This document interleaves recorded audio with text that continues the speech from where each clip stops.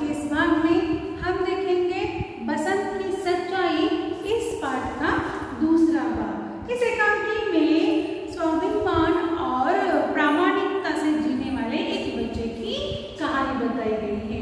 उसने किस प्रकार से गरीब होकर भी स्वाभिमान और परिश्रम से वो अपना पैसा कमाता है, और इस प्रकार से उन्होंने बड़े लोगों के साथ किस प्रकार से पेश आना है, उसकी ईमानदारी कैसी है, उसका स्वाभिमान कैसा है, ये दिखाने की यहाँ पर कोशिश की है।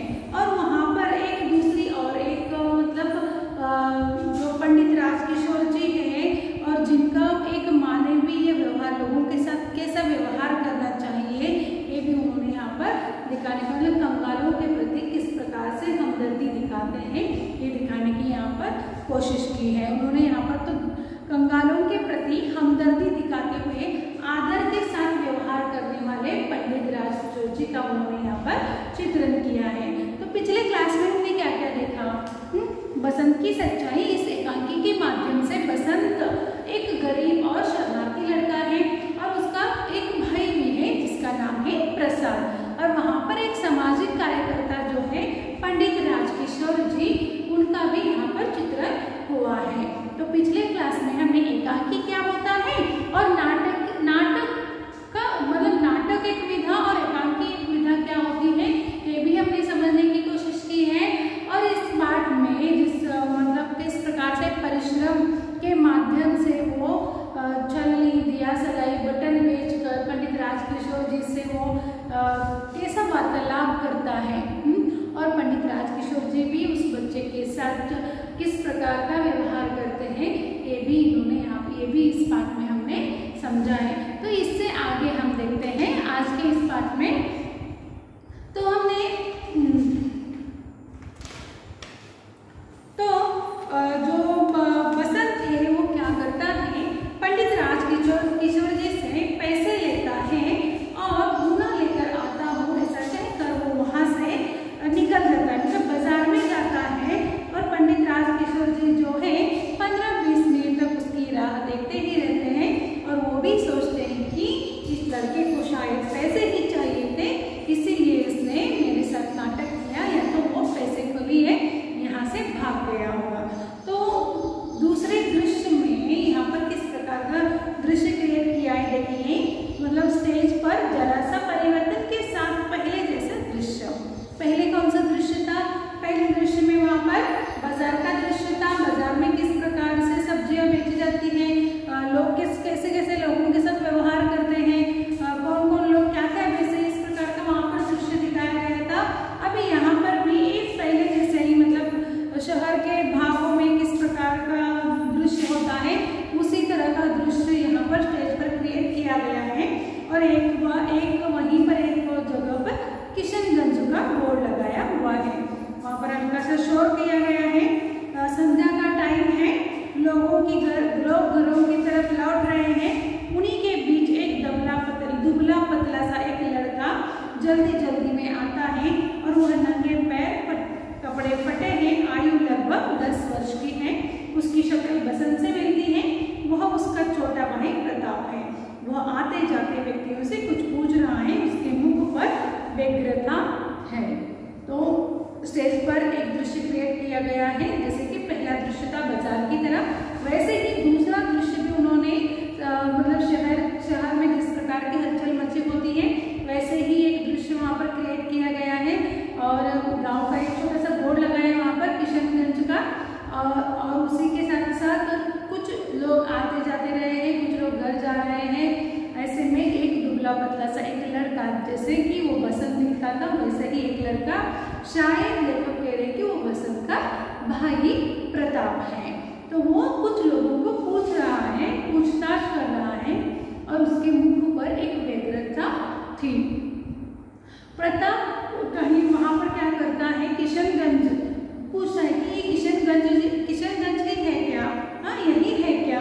तो वहाँ के लोग हाँ बोलते हैं। तो वो वहाँ के लोगों को क्या करता है, पंडित राजकिशोर जी के बारे में पूछने लगता है। और पंडित राजकिशोर जी, तो वहाँ के लोग पूछते हैं कि हमें पता नहीं है कौन है पंडित राजकिशोर जी। तो वो आगे क्या करता है, मजदूरों के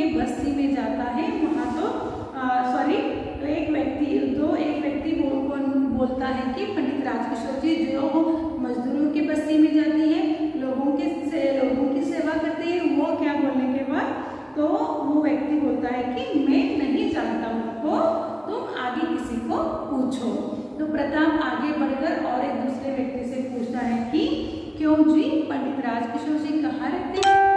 तो वहाँ एक मतलब एक व्यक्ति, दूसरा व्यक्ति जो है वो बोलता है कि हाँ, वो जो मजदूरों के नेता है वो पंडित राजकिशोर जी।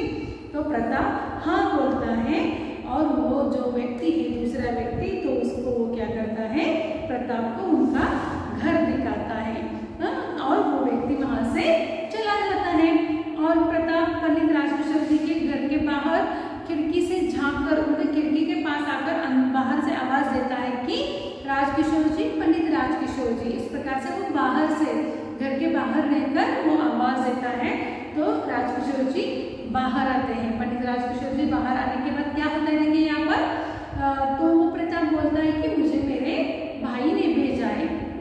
वो अब पहले तो जो बसंत था वो उनसे मतलब छलनी दिया सराय भेजने के लिए वो क्या करता है, उनसे थोड़ा सा झगड़ा करता है, मतलब मैं किसी का उधार नहीं लेता या किसी से भीख नहीं लेता, इस प्रकार का बहाना बनाकर वो क्या करता है, उनसे नोट ढूंढने के तौर पर वो क्या लेकर जाता है, बाजार में जाता है, तो वापिस नहीं आता। तो शाम में क्या होता है, किशनगंज में मतलब राजकिशोर जी के घर पर कौन आता है, प्रताप आता है। तो वो प्रताप बाहर से ही किशोर जी, राजकिशोर जी कहकर पुकारने लगता है। तो अंदर से राजकिशोर जी बाहर आते हैं। तो प्रताप बोलता है कि आज दोपहर को उसने आपको एक छन्नी बेची थी, हाँ, और वो नोट बुनाने गया था, मगर जब बुनाकर लौट रहा था तो मोटर के नीचे आ गया और मोटर उसके ऊपर से निकल गई। अब यहाँ पर देखिए, ये जो बसंत है वो क्या करता है, छन्नी बेचता है और उसमें से जो पैसे आने वाले थे, मतलब वो बाजार जाकर उससे गुना करने वाला था, वो गुना करने के लिए जो गया था वो वापिस नहीं आता। बाद में शाम को राजकिशोर जी के घर पर कौन आता है, प्रताप आता है, जो कि बसंत का भाई है। और ये बसंत का भाई क्या करता है, किशोर जी के घर जाता है और बताता है कि दोपहर को आपको एक लड़के ने छन्नी बेची थी और वो छन्नी बेची थी और आपने उसको 1 रुपए का नोट दिया था। वो कहता है कि वो हाँ, आज मैंने एक लड़के से छन्नी खरीदी थी और 1 रुपए का नोट दिया था।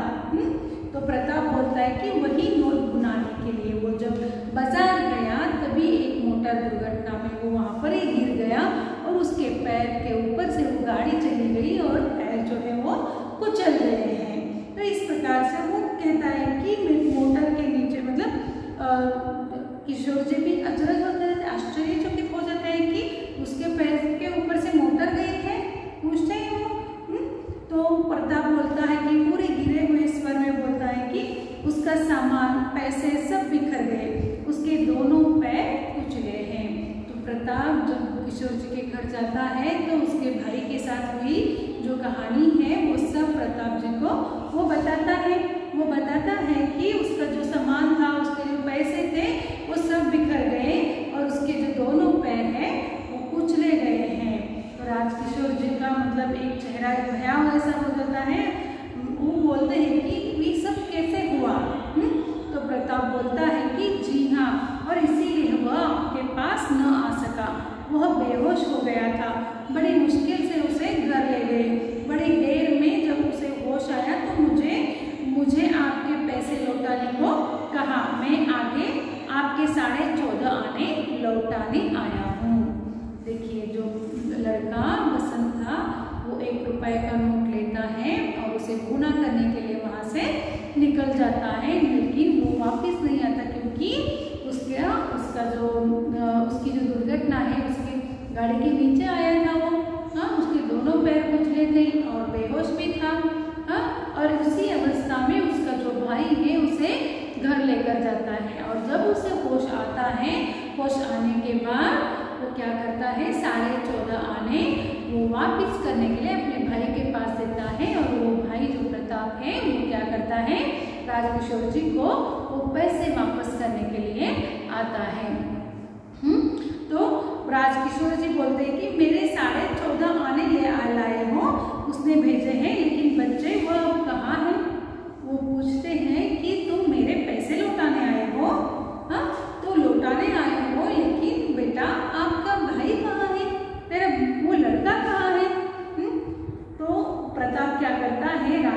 राजकिशोर जी को अपने घर लेकर जाता है।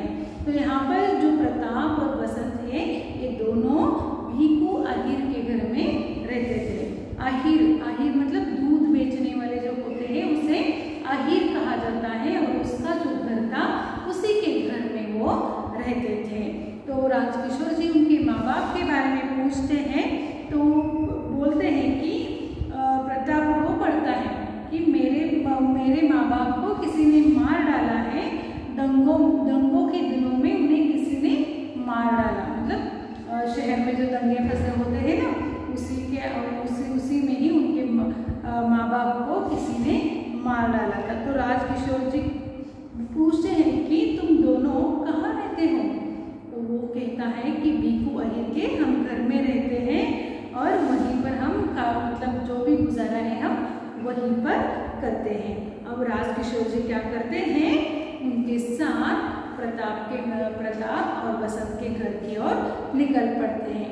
तभी वो अमर सिंह नाम के अपने अमर सिंह जो नौकर है वो उसे कहते हैं कि वो जो भीखू अहीर के टीले में मतलब वहाँ के गली में प्रसाद और बसंत के मैं घर जा रहा हूँ और तुम क्या करो, डॉक्टर को लेकर सीधे वहीं पर आ जाओ।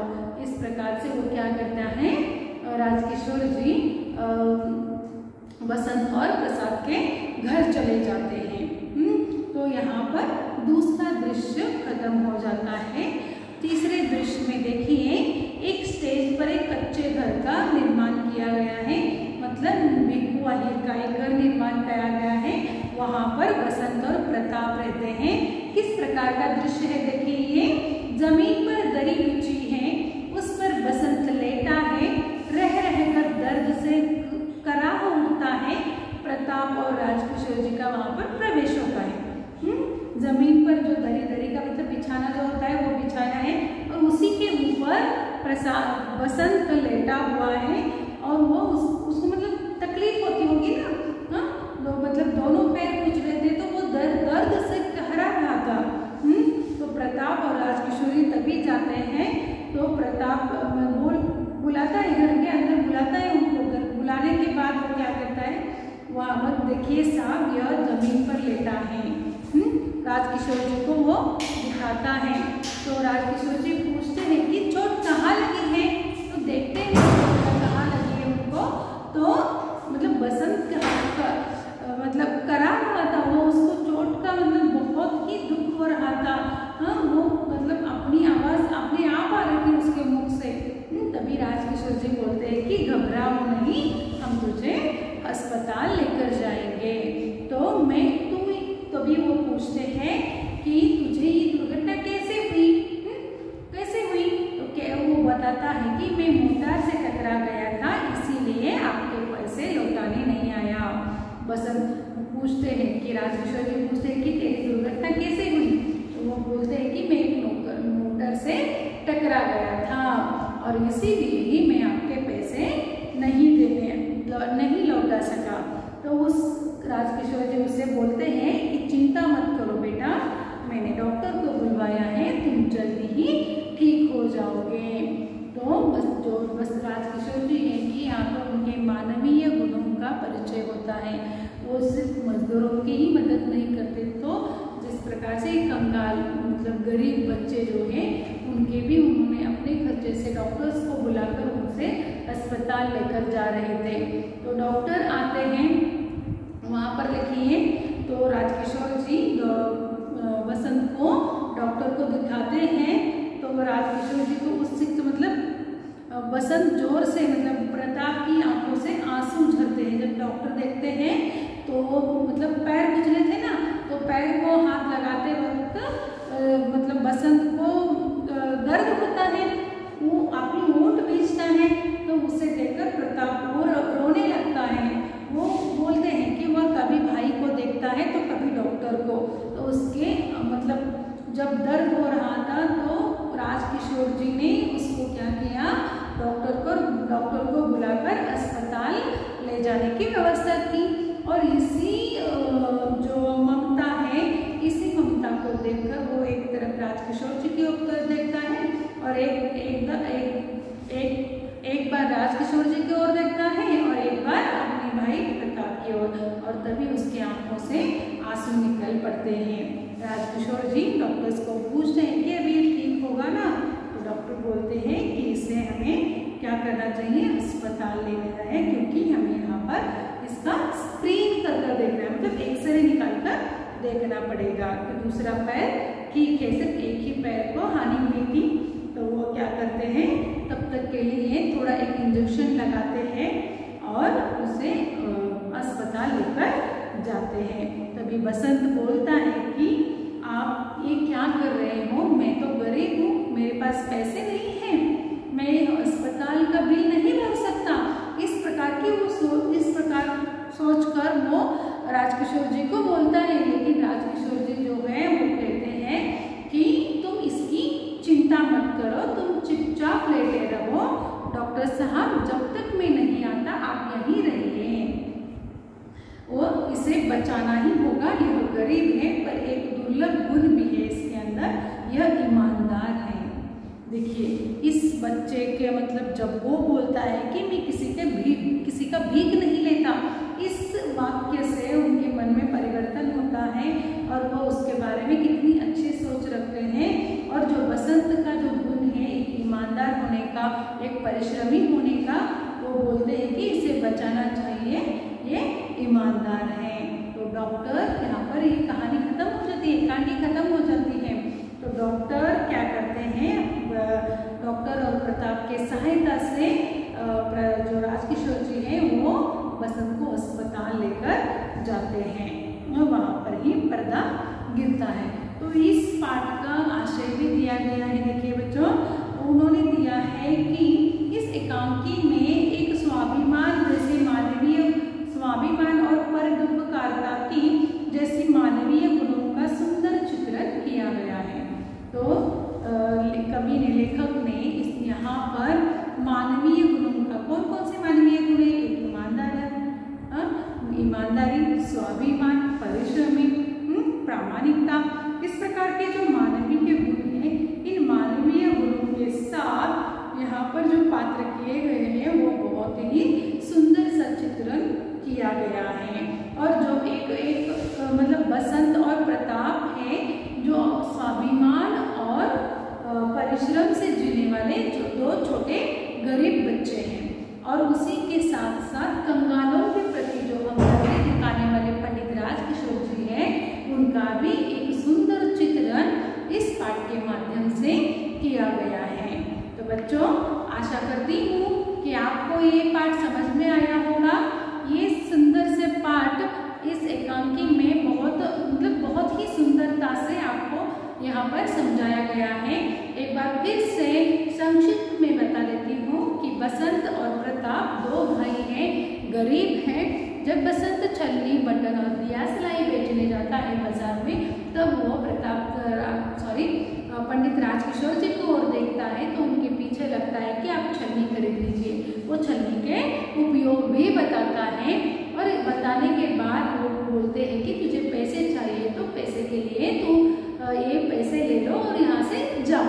तभी बसंत बोलता है कि मुझे पैसे नहीं चाहिए, मैं किसी से भीख नहीं लेता, तो मैं क्या करता हूँ, ये आपको मैं छन्नी बेचकर आप क्या करो, मुझे पैसे दे दो। और वो क्या करते हैं, ₹1 की नोट निकालते हैं और रुपए की नोट निकालने के बाद उनके पास गुना नहीं होता, चिल्लर नहीं होता, तो वो क्या करता है, क्योंकि उसको पैसों की आवश्यकता होती है और इसी आवश्यकता को जानकर वो क्या करता है, उसे गुना करने के लिए बाजार में जाता है। तभी पहले दृश्य यहाँ पर खत्म होता है। तब 15-20 मिनट जो पंडित राजकिशोर जी हैं उसकी राह देखते हैं और वहाँ से अपने घर निकल जाते हैं। तो दूसरे दृश्य में जब वहाँ पर दिखाया गया है कि बसंत का जो छोटा भाई प्रताप है पंडित राजकिशोर जी को ढूंढते हुए किशनगंज आ जाता है। वहाँ पर आकर वो अपने भाई के साथ जो हुआ है वो सभी हकीकत वो बता देता है कि उसकी एक दुर्घटना हुई है और उसके पैर के ऊपर से गाड़ी चली गई है और उसके दोनों पैर कुचले गए हैं। ये सुनकर पंडित राजकिशोर जी वहाँ ठहरते नहीं हैं, वो जल्दी से ही कहाँ जाते हैं, बसंत के घर जाते हैं, अहिर बीकू अहिर टीले में। तो वहाँ जाकर वो प्रताप बसंत को देखते हैं और बसंत जो है वो दरी पर लेटा हुआ है, वो देखने के बाद उसे सारी घटना के बारे में वो पूछते हैं, हम उसका दर्द जानते हैं और डॉक्टर को बुलाकर उसके इलाज के लिए वो अस्पताल लेकर जाते हैं। तो बच्चों, आशा करती हूँ कि आपको ये कहानी अच्छी लगी हुई थी। तो अगले क्लास में हम क्या करेंगे, नए पाठ के साथ आएंगे। तब तक के लिए धन्यवाद।